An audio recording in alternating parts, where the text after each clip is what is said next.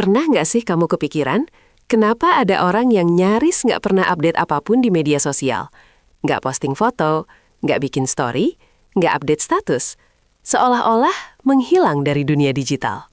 Di era ketika orang berlomba-lomba tampil, mereka justru memilih diam. Bayangkan media sosial itu seperti sebuah panggung besar. Sebagian orang senang berdiri di tengah sorotan lampu. Sebagian lagi duduk di kursi penonton. Dan ada juga yang memilih berdiri di balik layar. Tetap hadir, tapi tak terlihat. Pertanyaannya, apakah orang yang jarang update itu antisosial atau sebenarnya ada alasan psikologis yang lebih dalam?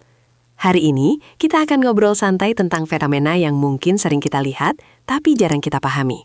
Orang-orang yang tidak pernah atau hampir tidak pernah update di media sosial. Hal pertama yang perlu kita luruskan. Jarang posting bukan berarti jarang membuka media sosial.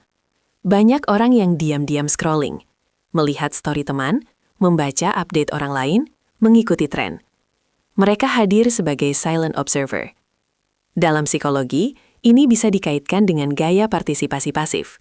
Menikmati informasi tanpa merasa perlu ikut menampilkan diri.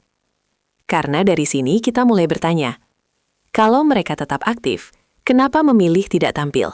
Salah satu faktor yang sering berperan adalah kepribadian. Introvert bukan berarti pemalu atau tidak suka orang lain. Introvert berarti energi mereka lebih cepat terkuras oleh interaksi sosial yang intens. Posting di media sosial itu bukan aktivitas netral. Ada ekspektasi respons, ada potensi komentar, ada perhatian. Bagi sebagian introvert, itu terasa melelahkan.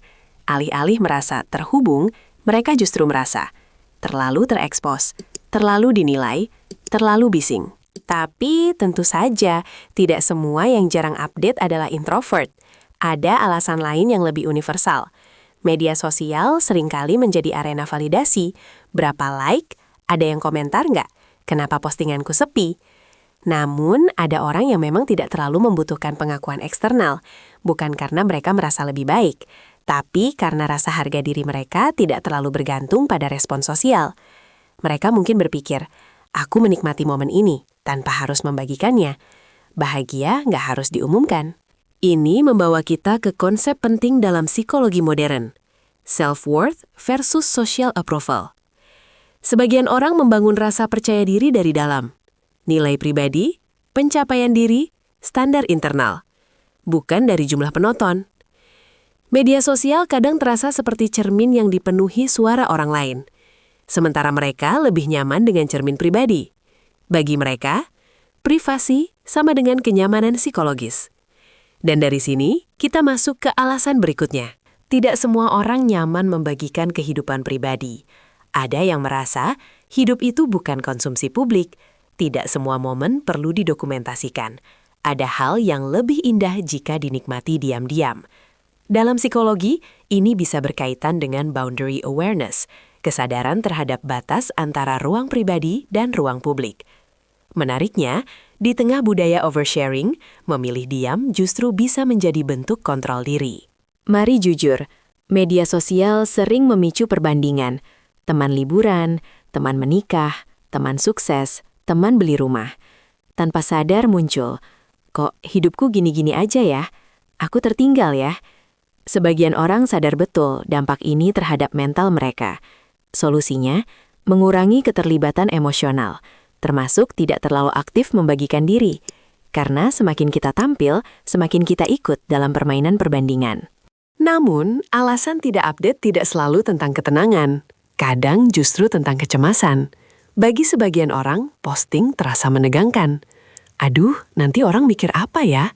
Foto ini jelek nggak ya? Kalau nggak ada yang like gimana? Ini bisa berkaitan dengan fear of judgment. Bukan malas, bukan cuek, tapi cemas. Media sosial jadi ruang yang terasa penuh evaluasi sosial. Di sisi lain, ada juga yang tidak update karena alasan yang sangat sederhana. Ya, sesederhana itu. Tidak semua orang melihat media sosial sebagai kebutuhan ekspresi. Ada yang menganggap itu sekadar alat komunikasi. Itu hiburan, itu platform informasi, bukan diari kehidupan. Preferensi ini netral, tidak salah, tidak benar. Lalu muncul pertanyaan menarik, apakah jarang update itu sehat secara psikologis? beberapa potensi manfaat, lebih sedikit tekanan sosial, lebih jarang membandingkan diri, lebih fokus pada pengalaman nyata, lebih menjaga privasi, lebih stabil secara emosional. Karena hidup dijalani, bukan dipertontonkan. Transisi, tapi seperti halnya segala sesuatu, ada juga sisi lain. Jarang update bisa jadi netral, tapi dalam beberapa kasus bisa juga menjadi sinyal. Menarik diri berlebihan, merasa tidak percaya diri, takut interaksi sosial, merasa tidak cukup menarik. Kuncinya bukan frekuensi posting, melainkan alasan di baliknya. Transisi, karena motivasi adalah inti dari pemahaman psikologis. Diam bisa berarti nyaman dengan diri sendiri, tidak haus validasi, menjaga batas pribadi. Tapi diam juga bisa berarti takut dinilai, merasa minder, merasa tidak layak tampil. Perilaku sama, makna berbeda. Dan disinilah pentingnya refleksi diri. Aktif posting bukan kewajiban. Diam bukan keanehan. Media sosial hanyalah alat, bukan ukuran nilai diri. Setiap orang punya gaya ekspresi berbeda, kebutuhan sosial berbeda, zona nyaman berbeda. Jadi, apa yang bisa kita ambil? Pertama, jangan buru-buru menilai. Orang yang jarang update bukan berarti tidak punya teman, tidak bahagia, tidak menarik. Bisa jadi mereka lebih privat, lebih selektif, lebih nyaman offline. Kedua, kalau kamu termasuk yang jarang update, tanyakan pada diri sendiri. Aku diam karena nyaman, atau aku diam karena takut? Jika karena nyaman, itu pilihan sehat. Jika karena takut, mungkin ada ruang untuk tumbuh.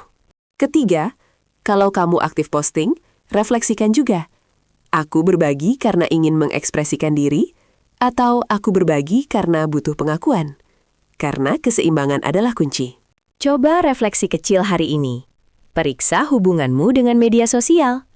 Apakah itu alat yang kamu kendalikan, atau ruang yang diam-diam mengendalikanmu? Pada akhirnya, hidup bukan tentang seberapa sering kita terlihat, tapi seberapa jujur kita menjalani diri sendiri. Ada yang bersinar di panggung, ada yang tenang di balik layar. Keduanya valid, keduanya manusia. Yang penting bukan tampil atau diam, melainkan nyaman dan sehat secara mental. Kalau kamu suka konten seperti ini, yang ngajak kita lebih memahami pikiran, emosi, dan perilaku manusia, yuk terus eksplor hal-hal menarik tentang psikologi bareng kami di channel Ngobrolin Otak. Karena memahami otak adalah memahami diri sendiri.